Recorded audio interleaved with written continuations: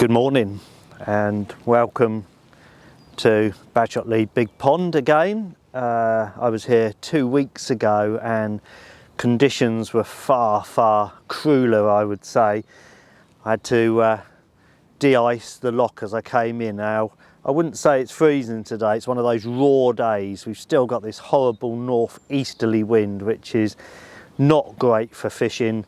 It's only about 5 degrees when I arrived, but the reason I came out this week is I've looked at the weather forecast, and although I don't get a lot of time, I can sometimes pick what day I come out and reschedule things. And I was going to come out Tuesday or Wednesday, but although the wind direction is still northeast, Tuesday and Wednesday it's going to be a lot colder in the morning, maybe a frost, bright blue skies.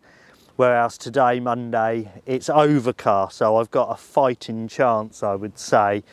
And again, I might come out on Friday. So I'm back on the bank so I can answer a few comments made. Thanks for everybody that makes the comments, and please remember to hit that subscribe button to keep these videos coming. 3 videos on Watercraft. One is regarding wind direction.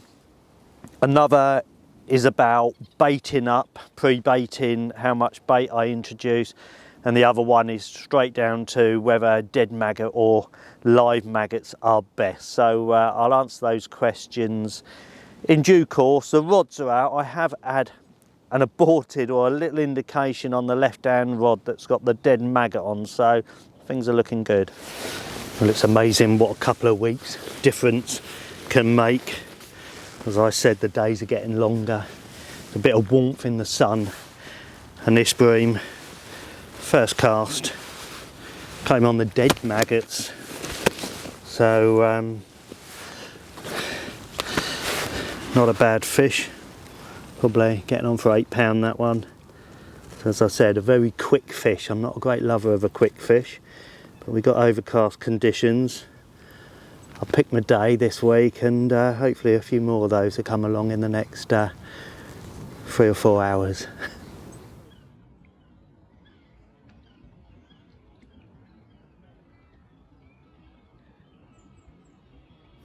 Okay, the first comment that I'm going to cover this morning is, do I prefer live maggot or dead maggot? Now, if we were talking tench, it would be live maggot all the way. I've never really had that much success on deads when fishing for tench. However, with bream love dead maggots. Now, that comment might have come from the chap who'd actually watched a high production video where the guys came to the conclusion after 3 episodes of fishing and watching how their rigs were working underwater that dead maggot was better. I always go for lives. 3 live red maggots on a size 16, helicopter style, and I don't think I can increase the amount of fish I catch when the bream are actually on the feed. So for me, it's, you know, lives all the way. However, dead maggots can be very convenient because you can get a couple of pints, you can stick them in the freezer, and like me this morning, it's Monday morning, I couldn't get to the tackle shop. I wanted to get down the lake as early as I possibly could, which wasn't that early, about 8 o'clock. So last night I just grabbed a pint of dead reds out the freezer and I'm ready to go. Deads are going to catch you plenty of bream, and I have had occasions when I can catch more on deads than lives, but I think earlier on the year, like today, I've had 1 on the deads already and 1 indication. Now, if I caught 3 on the deads on the left hand rod, then I'd be changing the other rod over to dead. So, but I'm not going to make any kind of conclusions until I've caught 3 on one you know, specific bait. Deads, they are very much like bloodworms, so it's great to go into your ground bait. And earlier on the year, I can see why maybe bream will be more inclined to pick up deads than lives. But once the spring comes and there's lots of anglers coming down there, there's a lot of live maggots going out. A lot of people say the lives actually burrow down and disappear, you know, in your feed. Well, I haven't found that. They just go about a dinner plate away from your feeder and then they just become static. So, you know, lives or deads. For me, I prefer lives. I'll always carry some deads and I'll always have some to go in my ground bait, or in this case, you know, as a backup bait, but it really is what works for you. But it isn't a bad idea, like I'm doing today, just to have one on deads, one on lives, see how it goes. So yeah, the next few hours, hopefully I'll get a couple more fish, and I'll start being, you know, making some sort of judgment.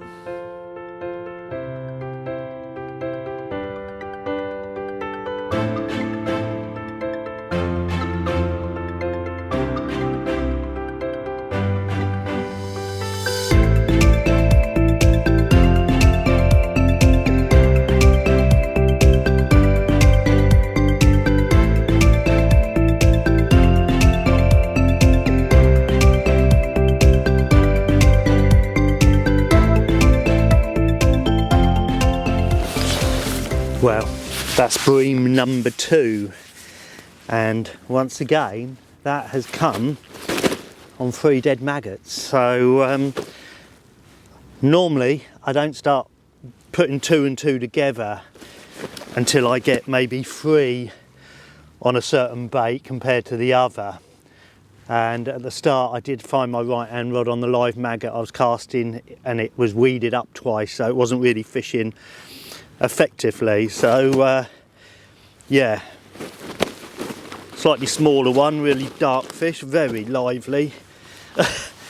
Wasn't when I was playing it.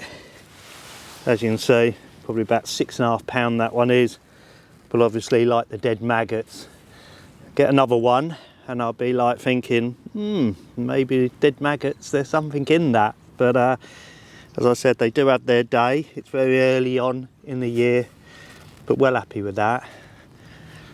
Bream number 2.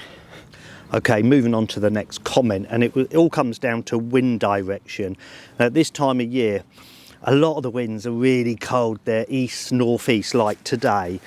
Now, I've just looked at the weather app, and it's going to be easterly or northeasterly for the whole week. So I think once they've been in that kind of direction for, you know, a matter of days, the fish get used to it. Don't get me wrong, one thing you do have to, you know, believe, and it's a saying my dad told me, is when the wind is in the west, the fish bite the best, and when it's in the east, they bite the least. So I would much rather be out on a southwesterly in the spring, in the summer, with that warm wind in my face.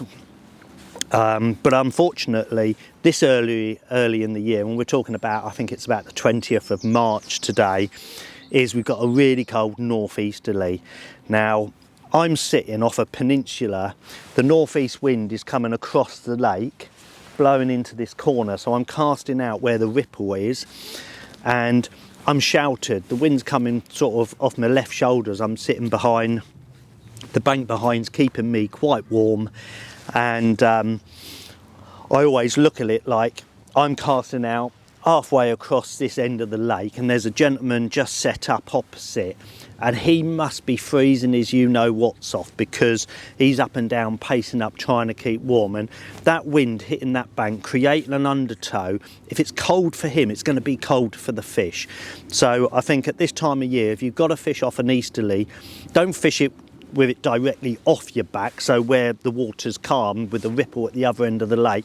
You need to go down where the ripple is, but don't fish with it banging your face. Try and set yourself up, think about where you're setting up, that end of the lake where the ripple is, but you know, try and not fish, you know, where it is absolutely freezing cold. So wind direction, yeah, have a look at your app before you go out.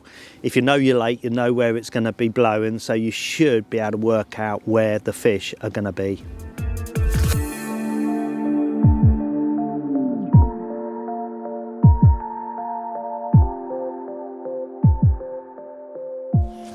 Comment number 3, and it was all about how much bait do I put out at the start of a session. Well, it really depends on the time of year. If I know the bream are having it, then I might put, you know, a dozen big feeder loads out. But at the moment, mid-March, it's still freezing cold. The fish are only just waking up, but with bream, in sort of 6-7 weeks time, they're going to be spawning, so they're going to have to start feeding really, really early. They know how long the days are, how high that sun is. They know what time of year it is, and you know, they know they're coming up to that spawning period. So coming down the lake today, you know, as I said earlier, we've got a northeast wind. It's cold. It's not going to be a red letter day. We're going to be scratching around for a bite or two. So I didn't put any bait out there at all this morning. All I've done is I'm fishing the same marks as I did 2 weeks ago. I've got my elastic, so I know there's not a lot of weed out there. I'm happy that I can present a bait out there. And all I'm doing is just filling the feeder with a few live and dead maggots, clipping up to about, I suppose it's about 50 yards out there. And I'm casting every sort of 20 minutes, just building into that swim. Now, if I got here and in an hour I had, I don't know, 10 bream, and then the next hour I had none, it went really quiet, then I'd put some feed out there. But at the moment I would just say, just fill your way into each session. Don't go piling loads in. You put it out there, you can't take it out. And he also asked about pre-baiting. Do I pre-bait for bream? Well, unfortunately, on a lot of clubs nowadays, you're not allowed to pre-bait. And it's also sort of a waste of time, because I could start pre-baiting, someone's going to see me doing it and someone's going to sit in me swim. So I never pre-bait for bream. It all depends how much feed I put in, is what time of year it is, what the wind direction is. If I get here early in the morning and there's bream rolling out there, then they're going to be feeding, so I'm going to get some feed out there with that big ground bait feeder. Maybe a dozen at the start. If it goes quiet, top it up. But this early in the year, I got here this morning, one feeder, you know, cast both rods out, and just on one feeder full I got my first fish. So I'm up to 2 fish, both on dead maggots. So yeah, that might be telling me something. So thanks for all your comments, keep them coming. I do try and answer those, like as I'm doing here in video, because I think it's a little bit more personal than just typing away and saying a lot less. So keep those comments coming, please. Hit that subscribe button, and yeah, the next Watercraft video will be coming your way very, very soon.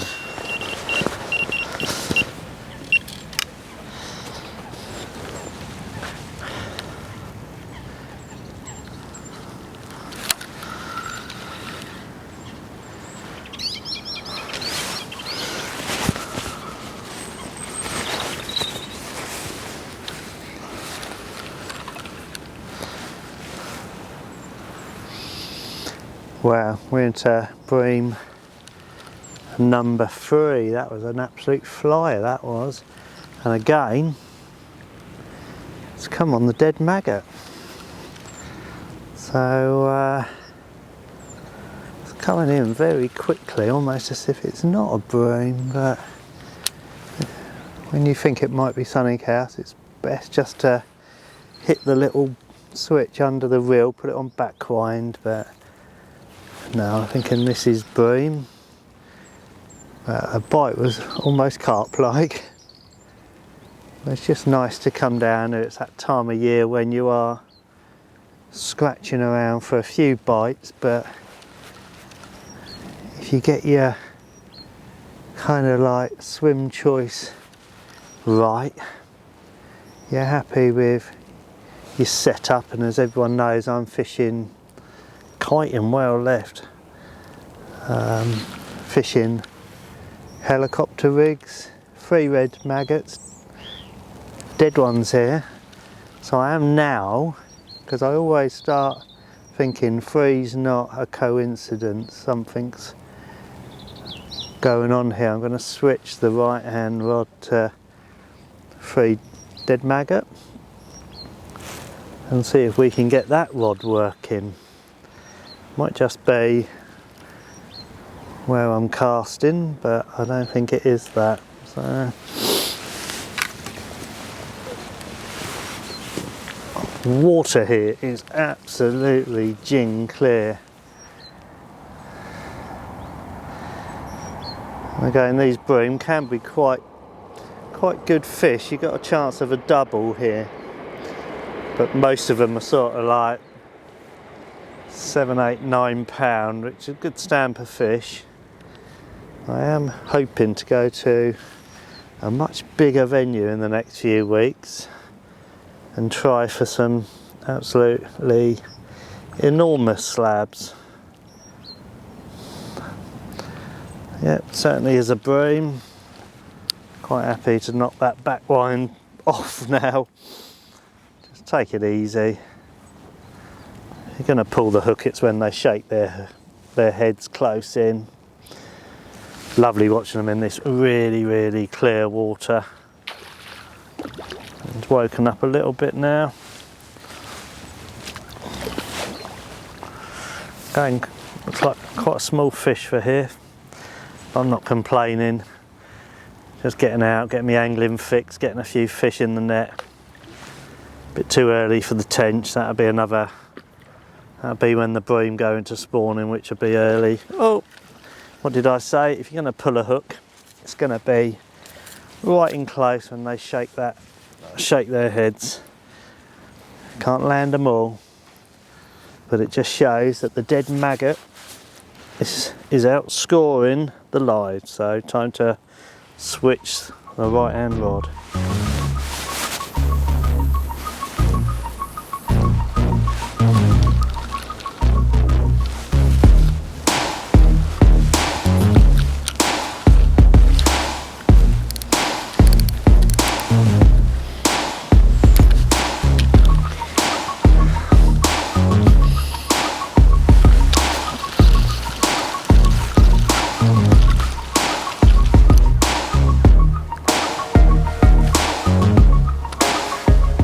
I don't know what I've done here, but I've obviously foul-hooked a fish on the way in, and this is not a bream.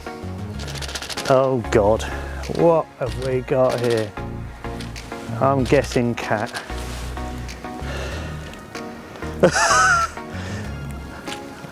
I'm going to be a lucky man on a 5-pound hook link here.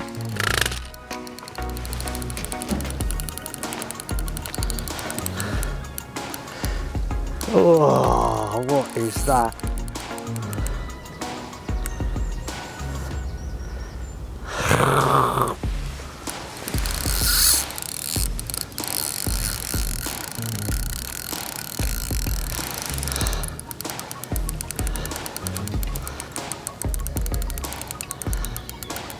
I am not going to land this fish, whatever it is. And the problem here is we do have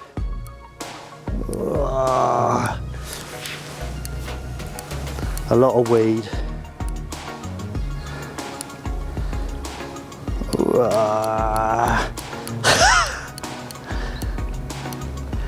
As I said, the other week there was a lot of fish up in the water, and a lot of them I think were cats.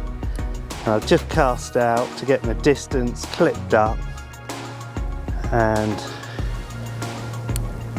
whoa!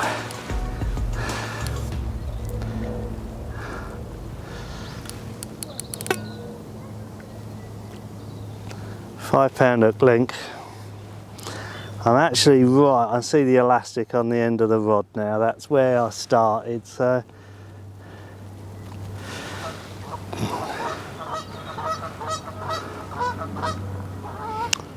all we can do is just stay in touch, ease it back,